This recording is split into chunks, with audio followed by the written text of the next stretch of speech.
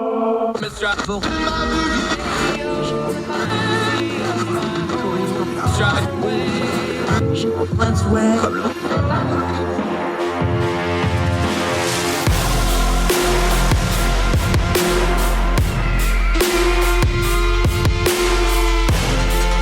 your host, Andrew Donaldson. This is Heard Tell. Welcome back to Heard Tell. Okay, new face. Love having these on. We're going to go almost all the way out west, at least where those mountains get real big. Look, I grew up in West Virginia. We got hills. They got mountains. Denver Post columnist, Krista Kafer. So glad you're joining us. Thank you so much for the time, man. It's great to be here. This is going to be fun. Well, here, there, over yonder, up yonder. Mom's listening up yonder, up on top of our mountain. How you doing, Mom? If the Facebook's working, you never can tell because we don't have broadband in West Virginia yet. We'll talk about that some other time. They just got off dial-up like 6 years ago. It's crazy. I can't do this show when I go home because I can get a hotel room and get enough internet to do it. That's the only way I can do it. It's that's crazy. Bad. It is crazy. It's an economic issue. We'll bang that out some other time. You write at the Denver Post. I guess you just decided you had enough friends in the world and didn't want to be popular in the internet because you wrote a column. I can't believe I'm going to say this, defending virtue signaling. Now, I see some hot takes from time to time, but that's a new one. Krista Kafer, defend your piece. We all do it, right? We all do virtue signaling. Everybody's at some point had a bumper sticker on the back of their car, maybe a sign in their yard, even the things that we say and tweet. It's a way of signaling that we're in the group, that we agree with others. It's a way of telling people who are outside of the group that, hey, we're not like them. We're like these people. And I get that. It's fine. Where I draw the line is when legislators start using taxpayer money to virtue signal through their ordinances or laws. I'm thinking, you know what? Get a sign, buddy. Yeah, and it's funny enough, I'm a nomenclature guy, so let's talk nomenclature because part of the problem is with virtue signaling is it means whatever you want it to mean, right? And different people use it differently. And the tone of voice I put it in, because I can say virtue signaling, I can say you're virtue signaling, it just changes it. Cambridge actually sat down and made a definition of this thing. They say it's an attempt to show other people that you are a good person, for example, by expressing opinions that will be acceptable, keyword here, to them, especially on social media. Now there's an Urban Dictionary one too, but we have to be FCC compliant for the radio, so we'll skip that one. Is that a good definition, do you think, working? Because I think the two key words there, I'm not big on grammar. My editors will tell you this. I'm terrible at it. But I think the to them and expressing that you are is kind of the keys there, yeah. Yeah, I mean, I'm expressing to other people. So let's put it this way. If I'm a big pro-lifer, something I've been involved with for the better half of my life. Even when I was a Democrat, now I'm a Republican. I've been an independent, but I've always been pro-life. Now, if some crazy nutball out there were to shoot up a clinic, and it has happened, most of it in the deep past, but I would feel sort of like I had to say something on Twitter to say, look, I hate violence. All violence and murder is bad. Even though anyone who knows me knows that I am pro-life. I love all people. I'm against the death penalty. I'm basically against killing unless it's in self-defense. And yet I would feel like I'd have to virtue signal to say, look, I'm pro-life, but I hate this thing. Similarly, people on the left, friends on the left of mine, they may have a sign in their yard that says science is real and love is love and all this stuff. They're signaling to other neighbors like them that, hey, they're open-minded, they're tolerant, they love women, they love immigrants, they think gay marriage is a good thing. I don't begrudge them that. If they want to do that, if that makes them feel good, you know what? I can just look at the trees and the bushes. I don't have to look at their sign. This is going to be a weird question, but I've been thinking a lot about this because oldest daughter got her first little house, and she has very strong political viewpoints. And then, of course, the house right across the street has flags and yard flags and the yard signs and all kinds of paraphernalia for the opposite of her views. And I'm like, welcome to being an adult, kid. This is just what it is. Has merchandising really, really ruined political virtue signaling? Because now you can just get the shirt, or you can just get the hat, or you can get the bumper sticker, you can get and I know this has really gotten ramped up the last few years because our, Trumpian friends have really took it to another level. But let's be honest, at some point, our progressive friends are going to figure out this a good slogan. They're going to have good merchandising too. We've all seen it. is merchandising really screwing up our viewpoint on this? Because we really can't spend money on it. And then where you spend your money, that's where your heart goes, the old saying goes. I don't think we can separate those two things in this particular instance, can we? No, it's kind of gotten corporate. It's become sort of corporatized. I think about, what is it, the whole month of, I don't know if it's February or March, it's Gay Pride Month. And yet, you got Target and Walmart and all, I don't know about Walmart, but definitely Target and a whole bunch of different retailers putting out rainbow this and rainbow that.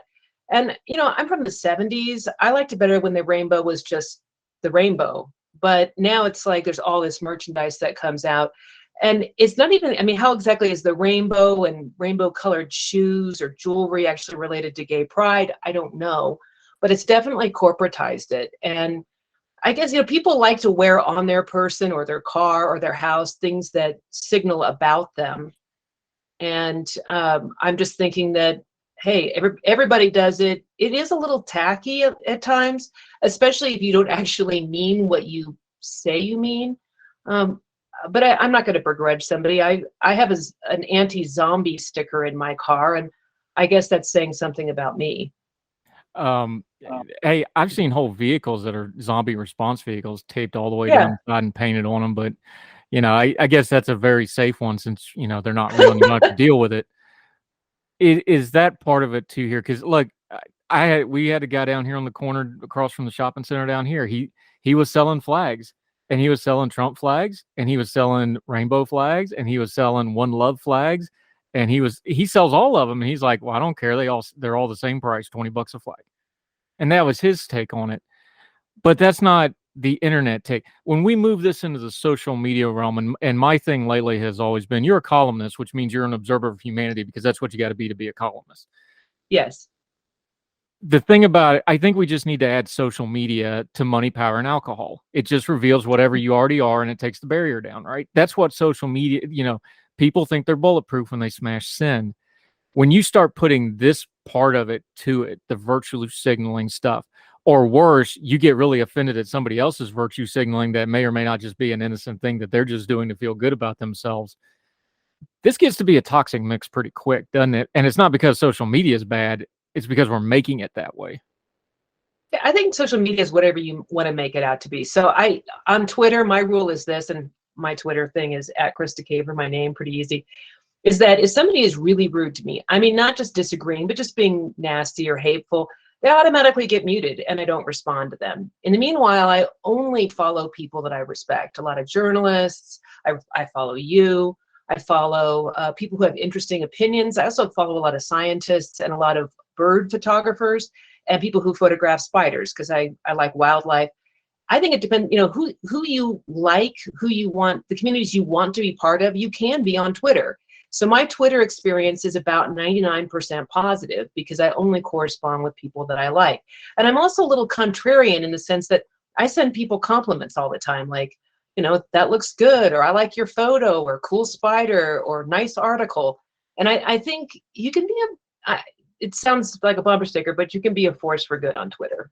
Yeah, that's why we started doing the supper club thing with the food is like, because I don't have to check your handle and I don't have to check your bio before I like your food picture. So just put a food picture on there, send it out. I don't have to go through your bio. I don't have to worry about, that one's safe for me. And because a bunch of us that started that, like we talk politics all day. I need a happy place on my Twitter feed somewhere. So let's throw food. And it blew up. Like it's way bigger than I thought.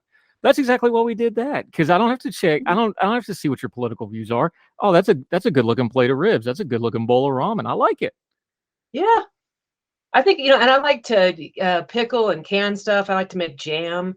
I like to put those pictures up there. And I think there are people out there who are 100% all political all the time. I would say, even as a columnist and somebody who does some political stuff, I've run for office and whatnot, but it's only about 1/10 of who I am. I'm all about food, travel, animals. I like meeting people. I like meeting people on the left or the right and hearing about their stories. I heard an interview with you, and one of the things that I took away from that is that your family, sometimes when your family gets together, you guys sing hymns. It's a very small thing, but I just thought it was so delightful. And then also that you like game meat, same as me. I think there's just a lot of cool people out there that I enjoy staying in touch with, even though I don't know them personally. Yeah. almost deer season. I'm going to get my bag of jerky here in about 7-8 weeks here. Can't wait.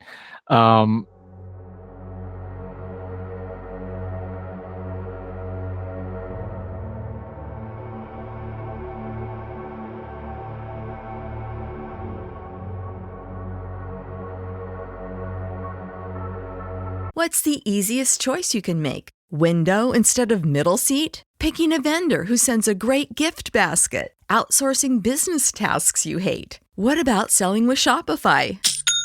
Whether you're selling a little or a lot, Shopify helps you do your thing, however you cha-ching. Shopify is the global commerce platform that helps you sell at every stage of your business. From the launch your online shop stage to the first real-life store stage, all the way to the did we just hit 1 million orders stage. Shopify's there to help you grow. Whether you're selling scented soap or offering outdoor outfits, Shopify helps you sell. Wherever and whatever you're selling, Shopify's got you covered. Sign up for a $1 per month trial period at shopify.com/try. Go to shopify.com/try now to grow your business, no matter what stage you're in. Shopify.com/try.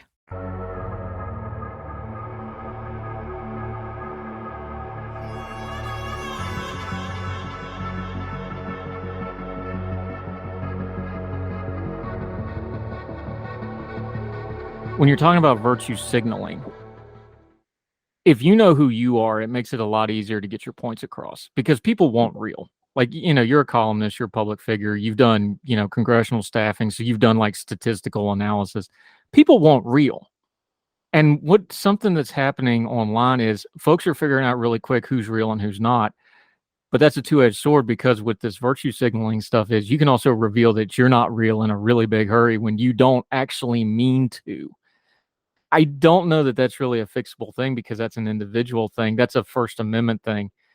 Where that changes, and this is where you get into it in your piece, is that's you and me and Joe Schmo and Buddy Up Cabin Creek and whoever talking about it. And, the crazy pothead in Parker can say whatever they want to say out in Colorado, right?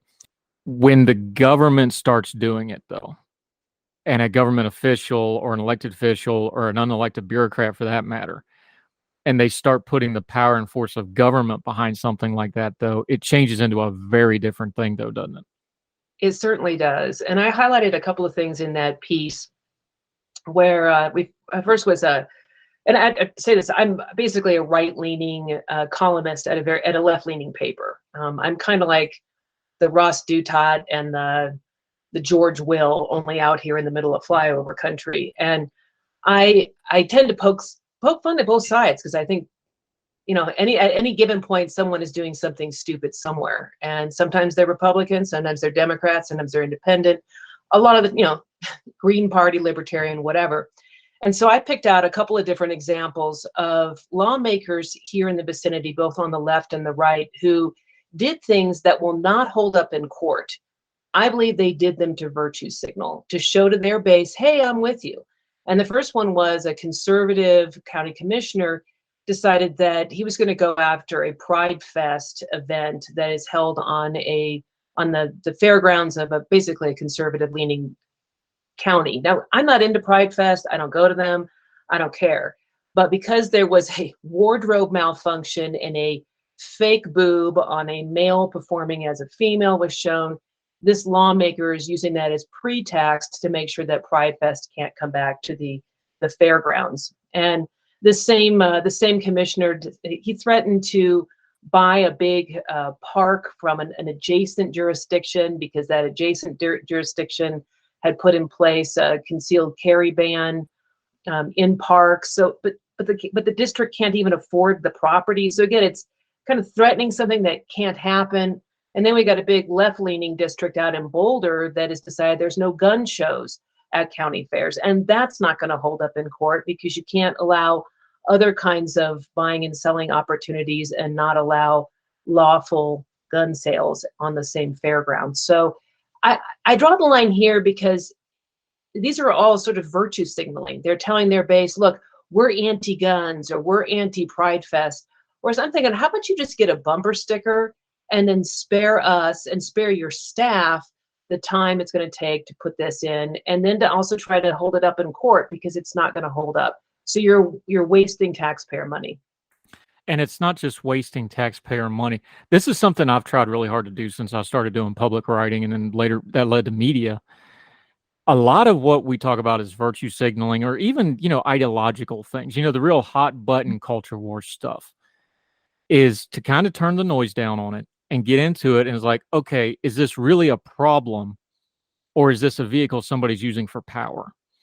Mm-hmm. And more often than not, if it's something really loud, like that gun show, like the Pride events, like, drag queen story hour on some state, 2,000 miles away, somebody going after a church during COVID, you can pick. Both sides are very bad at this.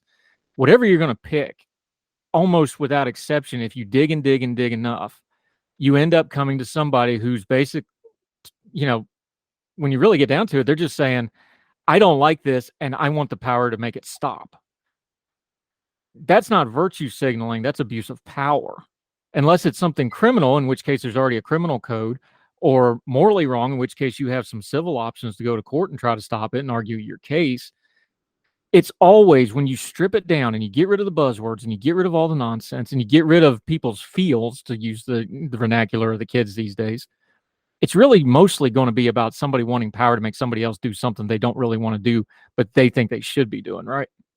Yeah, I think you're absolutely right. Virtue signaling becomes power, abuse of power, when lawmakers decide that they can foist their will on the rest of us. My thought is this: if you don't want to go to Pride Fest, don't go. All the people who witnessed that wardrobe malfunction were people who meant to be there. And yeah, they did bring their family with them. That is their choice. They have a choice to be able to go, and they made that choice. I wouldn't make the same choice. And if you don't want to make that choice, don't make it. Same goes for gun shows. If you don't want to own a gun, if you don't want to go to a gun show, don't go. But don't begrudge a law-abiding person the opportunity to buy a firearm. And here's the funny thing, is that when you look at statistics, the people who commit crimes generally don't buy their firearms from gun shows. Gun shows are where law-abiding people go to buy firearms. And same goes with the concealed carry ban in Denver area parks. People who have a concealed carry permit are the least likely to commit crimes if you compare them to other people. So there is virtue signaling, everyone does it, but when you're doing it and enhancing your own power and really discriminating against other people, Douglas County is saying that, hey, if you want to have a festival of some kind, you can come to the county fairgrounds. Unless you're gay and you're about gay pride, then you can't come. Boulder County is saying, yeah, you can come here and have some kind of a big swap meet. You can sell, rocks and gems, whatever you want to do. But if it's firearms, you can't sell it. And you just can't do those things. You cannot have viewpoint discrimination. You cannot use the power of government to force your viewpoint on other people.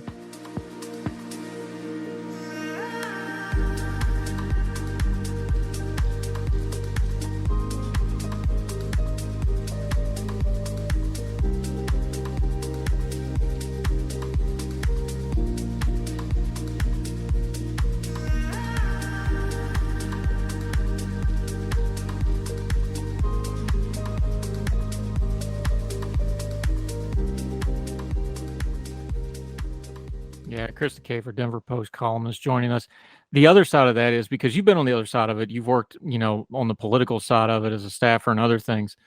When you have competing, let's call them stunts, because like we said, if you do something and it's not going to hold up in court, but it's going to be a year and a half or 2 years from now before it gets through court, and it'll be after an election, looking at certain people right now, that's a stunt. But then you have competing stunts, because there's going to be a reaction from whatever person you stunted or the side you stunted. They're going to react to that with another stunt. But on a practical level, especially on the local and state level, that makes doing coherent, consistent policy that we need to have normal everyday lives, to have economic freedom, to have political consistency, for people to have an environment of freedom. It makes that almost impossible, doesn't it? Because now the lawmakers are going to spend all their time stunting instead of trying to figure out ways to work together and make I know Pollyannish to say, well, they've got to work together.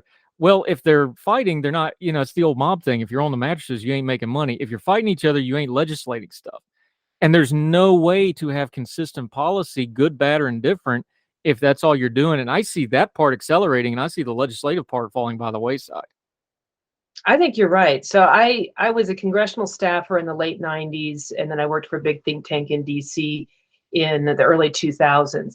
And what's interesting, I'm not saying there was no political theater. I mean, political theater is age old. Politicians making big speeches, saying insulting things, provoking people, doing different things. That's just sort of stock and trade of political power. But there's definitely less of it. And what's interesting is that there's 13 spending bills. We managed, I say I was a staffer for a congressman, and we managed to pass all of them. We never did omnibus bills. We actually managed to pass all of those bills, and people did work together a lot more. Yeah, there was tension, there was friction, and people disagreed. But I would say the proportion of theater to actually working on things, the working on things was more than the theater. It feels like, and I'd have to quantify it if I were to, call up a congressman's office or a congresswoman's office and say, how many of your staff members are actually working on real legislation versus being provocative and getting yourself on Fox News? I don't know what that ratio is exactly, but the way it feels to me is that it's more theater, less action. I mean, I remember the 90s. I'm old enough. 98 was my first election, the midterms. That's the Clinton impeachment election. So yeah, there was some mess going on. Trust me. Yeah. I remember that time period well. But you mentioned it though. What changed in the 90s was the rise of network news as we now know it. We started getting the internet. We started having, alternate media. Things like Rush Limbaugh was at his peak in the late 90s, early 2000s. The internet started changing it. Then it changed again in the mid 2000s with smartphones. It's changing it again now because you have even more technology. Virtue signaling is one of those things that seems to fit the new media environment really, really well, because you can go to that way faster, and it fits into, the characters on Twitter, and you can get it on a TikTok real fast. It almost feels like something like virtue signaling, which is already an ingrained part of human nature. You can call it other things throughout human history, but it's always been there. This media environment, it's almost like it's tailor-made for it. So, observer of humanity that you are, what do you think's a more productive way for people to talk about it? Because calling out hypocrisy never works. If you take, any kind of debate class ever, they'll just be like, never address hypocrisy because you just end up in a circle. So calling out hypocrisy on virtue signaling is never going to work, and we're all doing it. So that's not going to work either. What's a more productive way to have this conversation, do you think? It's hard to virtue signal face to face. It's something you put on your Twitter account, you put it on your car. But when you actually sit down and talk to people don't talk in slogans. They don't sort of push those things on each other. So I guess I would recommend more face-to-face conversations, and also just having the discipline to say, I'm not going to follow people who are provocative. I'm not going to respond to people who are provocative. I have basically a no response rule for myself, that if somebody is nasty to me, I just mute them. I'm just done. Because what they want to do is they want to provoke me, and then I'm supposed to provoke them, and then they're supposed to provoke me again. And it's sort of like a tit for tat, provoking and virtue signaling. I don't want to do any of that. It's a total waste of time. I'd rather waste my time on Wordle, frankly. You know what I mean? If I'm going to waste my time, it should be on dog videos. It should not be on trading tit for tat for some angry person. So for the most part, if somebody comes at me with a criticism of my column or something I've tweeted that is reasonable, of course I'll interact with them. But if they're going to be nasty, then it's just automatic mute. And I think having both the discipline to be disciplined in our social media interactions, and then also just making the time to spend time with people. I have a lot of friends on the left, which surprises some folks because I've been a person of the sort of center right for a long time. And we don't talk about politics most of the time. We talk about food and travel and stuff that we like, animals. Basically, if you like dogs, I probably like you. I have, very rarely we'll meet somebody who likes dogs or horses that is not a likable person, but generally speaking, if you like animals, I'm there. I love food. I'll feed anyone. I'll eat anyone's food for the most part. I love travel. I love to meet people from other countries. It's that kind of face-to-face interaction that takes us away from virtue signaling and maybe just being virtuous. Yeah, and my rule is, but I started doing was anything, unless it's somebody I really know well, I'll go along with them. You know, the third tweet is like a bar after midnight. Nothing good's going to happen after that third tweet usually.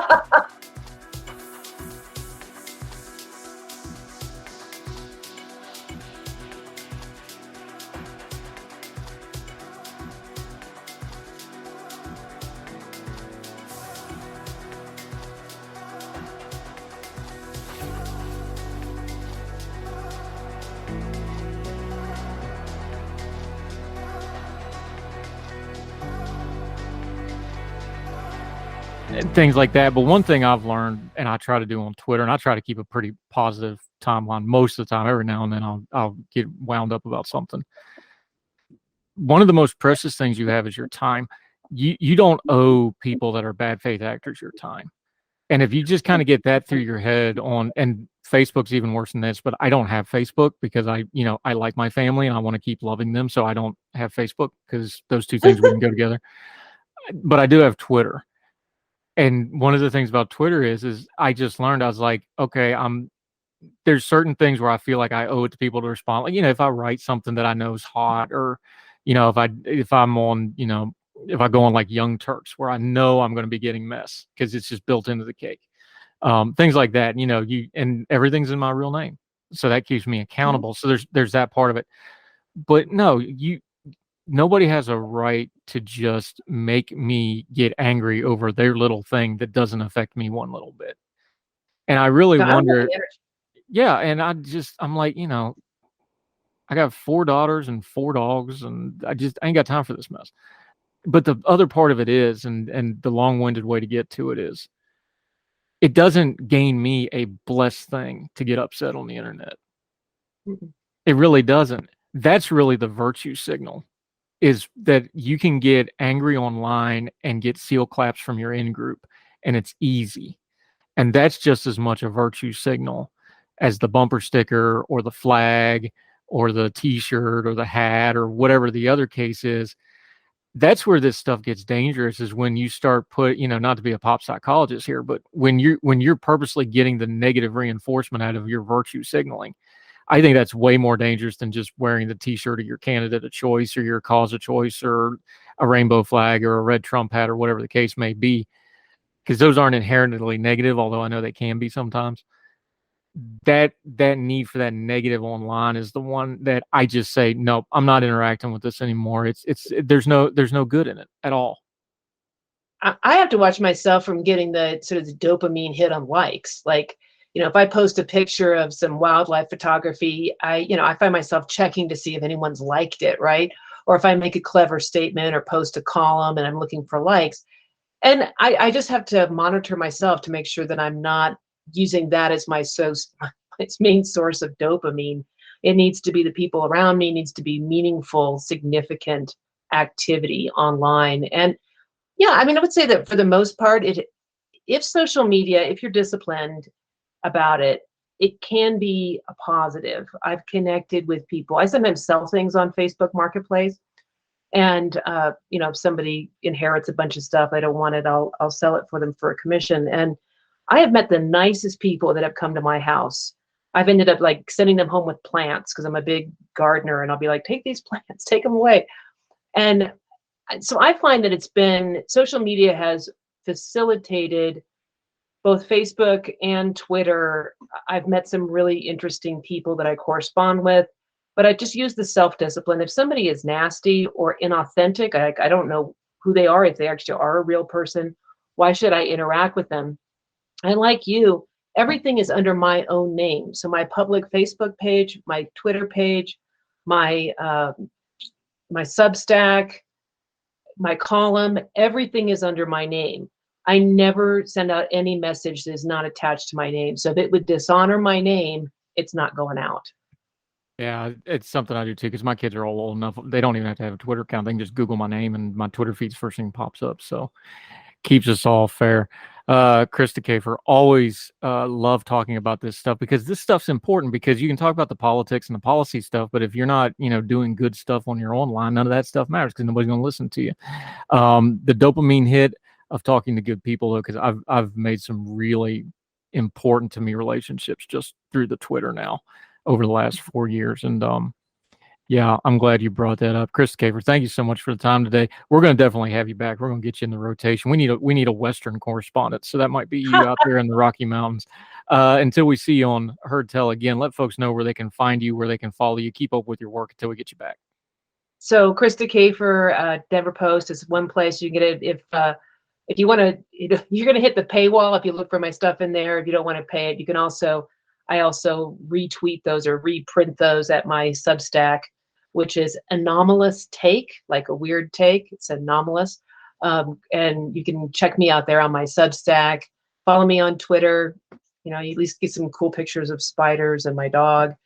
And yeah, thanks for having me on. You're somebody I've admired, and I just enjoy the things that you tweet out. I love your love of food, and I like learning more about West Virginia. So the fact that you contacted me after just thinking you were cool, I heard an interview with you, your story, how you got to where you are now, and I just found it really inspirational. And this is a good example of meeting somebody through an online presence that's nice.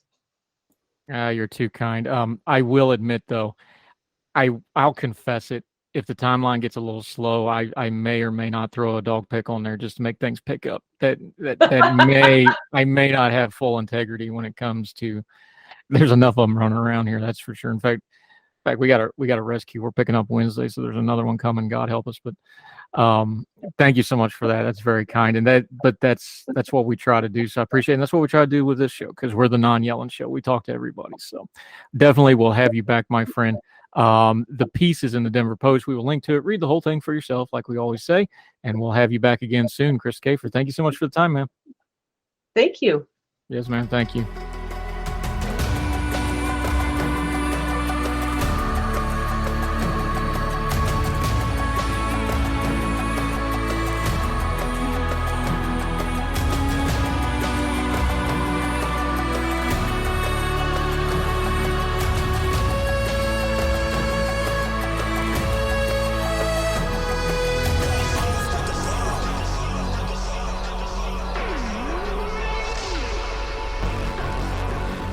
Welcome back to Heard Tell. Okay, been a minute since we had him. Let's go up to the Northeast, see what them folks up there been up to. They done some voting here lately, and just because everybody thinks it's solid blue, there's actually some really interesting political things going on up there. Great to welcome our friend back, Adam Bass. He's a reporter. He's with the North Star Reporter up in Attleboro. That's in Massachusetts for those of you from Logan and elsewhere that aren't massholes. How are you, my friend? Good to see you again. Thank you for having me on once again, Andrew, and great to be part of the show once more. See, this is the thing. Let's just start right there. I'm joking about it, but it is true. The national narrative has kind of moved away from the Northeast for the most part, although, they still talk about New York and things like this. People just kind of write off and go, oh, well, New England, it's solid blue. Why bother politically? We had the primaries there a couple of weeks ago. Didn't get a whole lot of press. There's actually some interesting stuff going on in New England politics these days. Yeah, there is. I will say there has been a lot of reporting on the New Hampshire primary and the upcoming election, since it is one of the big, and I say this in quotes, competitive races. For a while, Maggie Hassan, who is the incumbent senator of New Hampshire, looked to be the most vulnerable senator in the Democratic incumbencies. But the problem is that incumbent governor Chris Sununu, a Republican, decided, I want to stay as Republican. I'm not going to listen to Minority Senate Leader Mitch McConnell to run. I'm going to stay here. So now she's facing a retired member of the Army, that being Don Bolduc, for Senate, and she is looking to win the race right now. Anything can happen, but New Hampshire is going to be a very interesting place to look at because, as you said, it's not a dark blue state. I would say it's more cobalt. For those who are not familiar with color theory, that's a very light blue, bordering on to a more lavender side. But look, art and political science, two different things. And the thing is that Maggie Hassan really going to go up hard against Mr. Bolduc.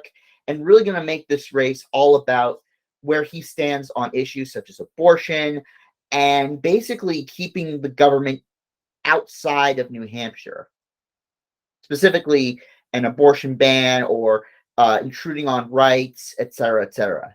Yeah, and New Hampshire, for folks that, a little bit younger, that used to be a decently conservative northeastern state.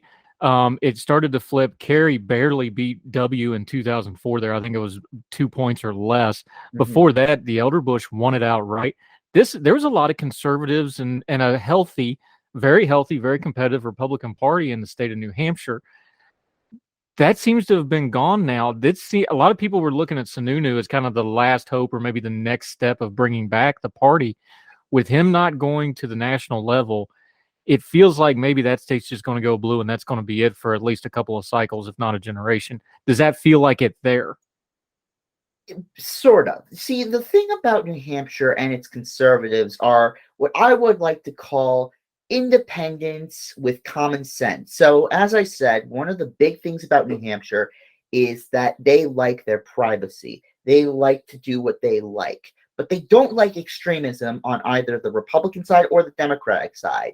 That's why you see someone like the current incumbent of the 1st New Hampshire district, Tom Pappas, sort of go against President Joe Biden's college debt relief plan. He says it's a bit too much. It doesn't really help those who are hard workers and union workers up in New Hampshire. Ann Custer, a little more wary about that plan. She represents the 2nd district. Both are Democrats. But the thing is that the Republicans that represented New Hampshire and were sort of the backbone are turning into what's called free staters. Now, these are the people who are very, very libertarian, would rather, have no government at all. There was an article in the New York Times that said that one free stater said democracy is a form of communism, which is basically they don't like it. They don't like having big government at all. But at the same time, New Hampshire voters want common sense government. Again, these are the voters that really did well or live in areas like Manchester, Nashua, those suburban, wealthier towns by the southeast part of New Hampshire. The MAGA types, Make America Great Again types, they don't really gel unless they're in very low college educated towns below the college educated line. And that's sort of the problem. You're running out of space to do that in New Hampshire. So while I don't think it's going to be dark blue like Massachusetts or even Rhode Island, I do think it's going to be a cobalt blue, a state that prefers these common sense Democrats who want to keep people's rights, but also not to go full hog in doing full government in New Hampshire.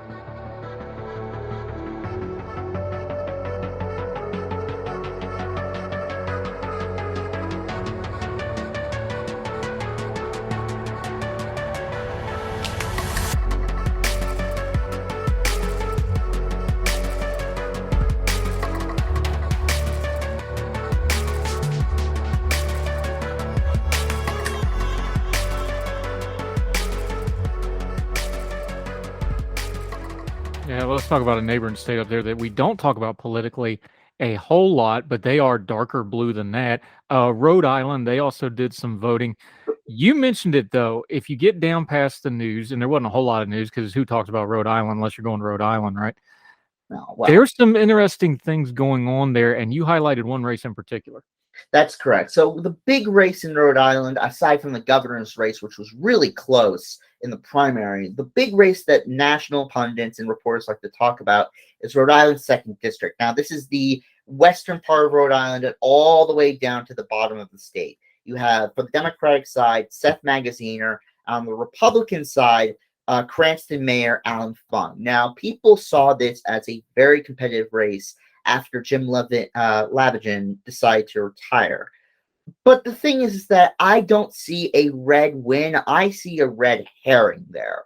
Rhode Island's 2nd district contains parts of Providence, Westerly, and of course Cranston. And the problem is that those places have voted relatively Democratic for years. And people were talking about this race when President Joe Biden's approval were not very strong, in the low 40s, not to this 45, 44 where he is now. And people were thinking maybe Alan Fung, who is this sort of moderate Republican that New England is known for, will do well there. But the problem is that Kevin McCarthy, minority leader of the House, has attached himself to this race. And the problem is that if you're going to run as a moderate Republican in Rhode Island, you're going to need to buck the party hard. I'm going to give an example you're very familiar with. Your senator, Joe Manchin. Now, he's a West Virginian icon, but what he's known for is running as Joe Manchin first, a Democrat second. Same with Charlie Baker up here, our governor, Charlie Baker first, a Republican second. When you're running as a House member, you're part of an ant colony, in metaphorically. You're part of the party. So unless Alan Fung says, look, stay away from me, I do not want to be a part of this. I'm going to run on my record as mayor of Cranston. Go away. But he's not. He hasn't really done that. He sort of said, all right, I'll be a part of the party because that's what House members do. And I don't think it's going to go well in places like Westerly, which is the southernmost part of Rhode Island, certainly not in parts of Providence. And maybe he'll do well in Cranston, but I don't know if it's going to be enough in an R+2 year, which is what people are projecting, and a Republican +2 year, which is what people are projecting to be this midterms makeup. Yeah, it's a good point and a good idea. The thing about Joe Manchin, let's loop this back to New Hampshire for a minute. It wasn't that those folks really changed. The Republican Party moved away from them. It's not that Joe Biden changed. He's very much one of the old blue dog Democrats, he used to call it. The Democratic Party changed, and the people in West Virginia, a lot of those people would still be blue dogs, but the cultural stuff went too fast, or pick whatever you want, and the party moved away from them. So it went from blue to red. New Hampshire went red to blue, or is going that way. It's the same thing with some of these individual House races, and politics is still local, and you mentioned it. Some of this isn't really the population changing that much. It's just they're having to adjust with the candidates they're being presented in front of them, and thus they make adjustments. And then that's why we talk about these things. These things are not set in stone. They may be completely different the next cycle because you put a different candidate in front of them. Right. Candidate quality still matters. And if Democrats do keep the Senate, that will be the main moral, the Aesop fable of the midterms. Candidate quality still matters. And in House races, not so much, because again, those are like an ant colony. They work together. But in the Senate, it's like a bunch of grasshoppers, to use the Aesop fable metaphor. They're all individuals. They all want to show who they are. And that makes it a little easier for them to, I guess, run against the grain. But I will challenge you on the idea that people haven't changed. That's not entirely true. More union workers and, again, people that do not have a college education, they used to vote Democrats, now they're voting Republican, but that's more of the realignment. But in some ways, the core values of the state has not changed in terms of New Hampshire or Rhode Island. Yeah, Adam Bash joining us. Fair enough point. We'll hash that out some other time, though, because I want to ask you about your home state, Massachusetts. Some interesting stuff going on up there politically. Again, here's a deep blue state, probably maybe the bluest of blue states, especially, the Boston area, this sort of thing. Why should the greater country pay attention to things like Massachusetts? Not just because, the governor's going to run for president because he's got nothing better to do coming up. No, he's not. But you really think he's not going to run? No, he's not. He's done. Charlie Baker has no path to run for president. He's shown no. I didn't say he's going to win. I'm just saying there's a lot of people that want him to run. I could name you names of some players that are really pushing him to run. You still think he's not going to do it? No, he's done. There's been reporting that, he was convinced by his wife to say, look, we're done. We don't want to be harassed by these right-wingers in Massachusetts anymore because they've been protesting outside of our house in Swampscott. And, Charlie Baker just wants to move on with his life.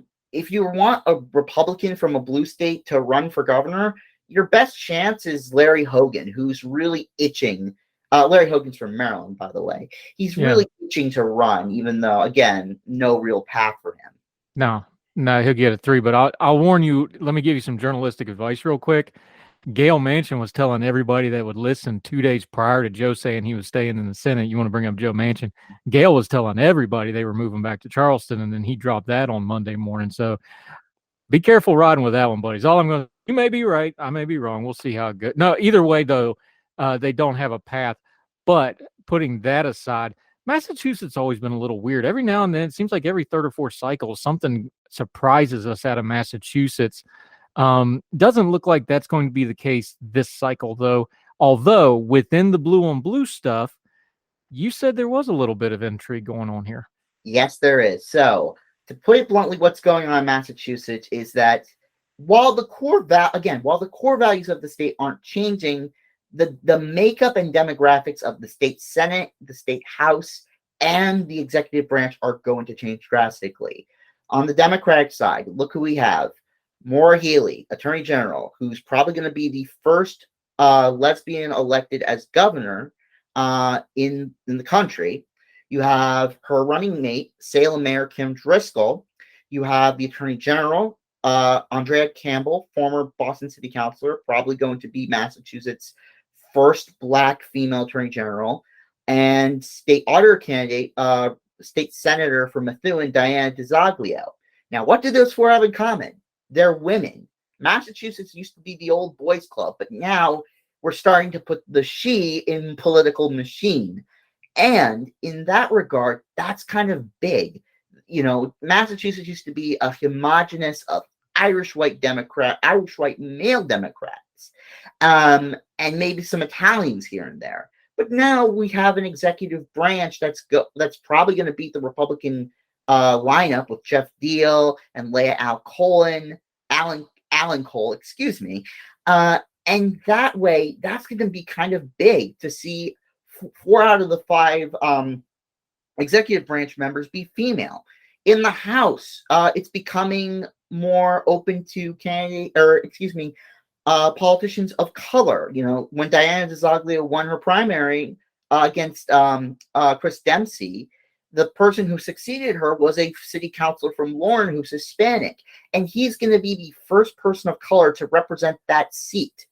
So that's huge. And also, there's a sheriff race going on where a candidate, Paul Heroux from Attleboro, is going up against 25-year incumbent Tom Hodgkins. And that could be a close race, too. I'm going to keep an eye on that one because, A, people are a little weary of Hodgkins, especially since all the MAGA stuff is going on down there. And B, this is the first time a candidate from northern Bristol County is going up against Hodgkins. It's always been someone from Fall River and New Bedford, the 2 southern cities of Massachusetts. So, you know, keep an eye here. Even though on a macro level it doesn't change much, on a micro level, everything matters here. There is going to be change in what things look like. Not how things are done. Maybe that's going to take a little while, but certainly what our representatives look like. And if we're going to have a system where nothing changed, then at least let's have our representatives look like they represent us. Yeah, and there was a very real thing for a long time, especially in Boston. Just because you're deep blue and very progressive doesn't mean the diversity was keeping up with the rhetoric, and it looks like that's finally starting to change. It'll be slow though. Nothing is gonna. You know, the thing is that change takes time, and that's I think one of the big problems with people's thinking, especially in a day and age where information comes at the click of a button at this moment. Just because information is traveling quick doesn't mean change will, but it will come. It will definitely come. Yeah. Adam Bass, our friend, local reporter, always love to have good local perspective on things. Let folks know where they can follow you and keep up with you, especially if they, for some reason, want to follow from Massachusetts, or you just got to get somebody in there to balance it out. Let folks know where they can keep up with you until we get you back on again, my friend. Sure. You can follow me at Adam Bass of Mass on Twitter.com. You can also follow me at the North Star Reporter, so at NStar Reporter. And also follow me, my friends Jesse Hahn, Logan Rabe, and Jack Leary on our podcast, The Cod Cabin, at The Cod Cabin. We talk about Massachusetts politics, have guests on, and, we have a good time there. We love our Commonwealth. It's not a state, it's a Commonwealth. But, and we talk about all the time there. So, yeah, once again, Andrew, thank you for having me on. Yeah, check out the podcast. Follow him. He's got a cool little local reporting thing about the language inside of how his town is set up, how it's may mess up elections. That's the kind of local reporting you really need to pay attention to. And just because it's in that small town, you might want to look at your cities and small towns, because I bet you might have the same problem. Good job there, buddy. We'll talk soon. Adam Bass, see you soon, buddy. Take care. Thank you. All the music on Her Tell is provided under a Creative Content license from monstercat.com.